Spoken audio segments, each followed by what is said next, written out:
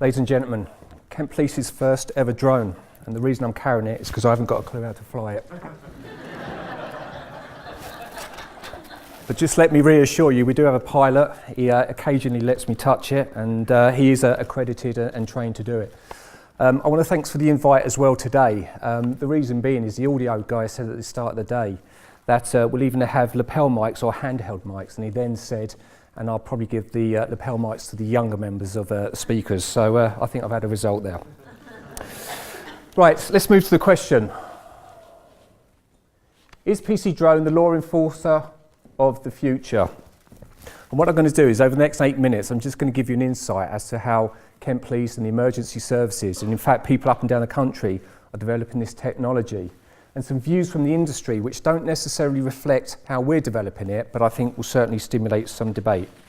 But I think the first thing we need to do is to look at the two words enlarged.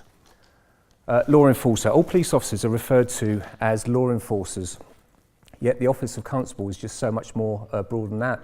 So I think we need to ask ourselves, are we saying that drones will do more enforcement work in the future?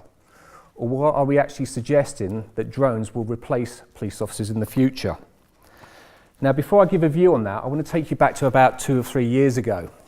I was the head of armed policing, and I've been away from the department for about 8 years, and I saw that technology presented a real opportunity to carry out our core function. Cameras were lightweight, they were Bluetooth enabled, high definition, and what this meant is in the right circumstances and where time allowed, my officers could make sure that they made choices which obviously was best for what we do, which is basically to assess threat and to save life. So we bought a number of systems, and you'll all be aware that we have helicopters. Helicopters are highly complex and sophisticated pieces of machinery with highly trained crews. Drones, I think, have a complementary option for us as commanders. So we bought this one, and we've been testing it out, and shortly Kent Police will be making a decision as to whether or not they roll this out in a very sort of measured and considered way. Together with my colleague, PC Ryan Duffy, we developed a business case which hopefully, as I say, we'll decide shortly whether or not we're going to be using these.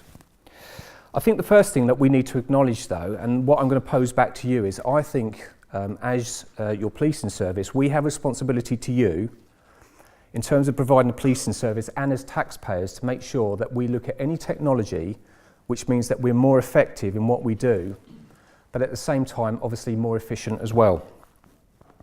So I want you to imagine we have a grandfather.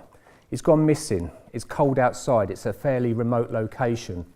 Police officers turn up, and within 2 minutes they have a drone flying at 300 feet, which is actually able to survey several square miles.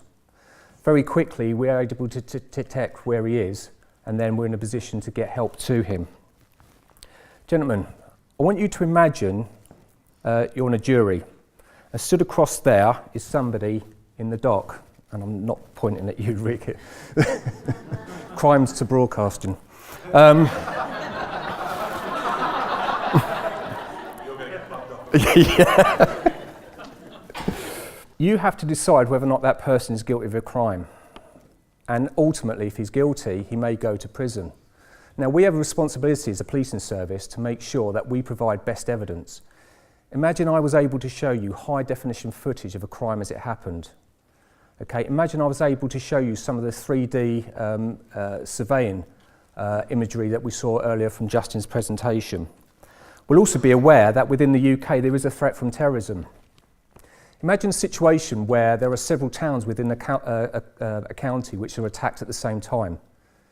Imagine we're in a position where as a service we can put up multiple drones very quickly, and very quickly we can then find out what's the sort of attack, to what degree, where is it happening, to allow us to obviously deploy our drones and our resources very quickly.